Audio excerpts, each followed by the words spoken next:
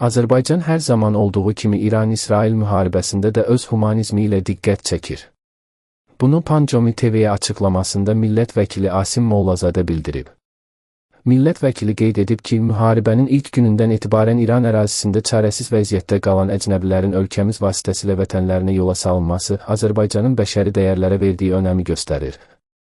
Müharibə başlayan gündən Azərbaycan İranda qalan və savaş səbəblə ölkəsinə getməkdə çətinlik çəkən xeyli sayda əcnəbi vətəndaşın ölkəmiz vasitəsilə öz dövlətinə getməsini təmin edib. Bunun üçün bütün gərəkli addımları atıb və bugün də atmaqdadır.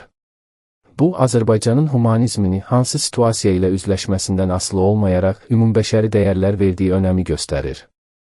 Bu, həm də Azərbaycan dövlətinin, Azərbaycan xalqının milli özünə məxsusluğunun nümunəsidir və bu nümunə insan hüquqlarını hörmət etməyən, öz maraqlarından başqa heç nə haqqında düşünməyən bəzi dövlətlərə, qlobal güclərə örnək olmalıdır.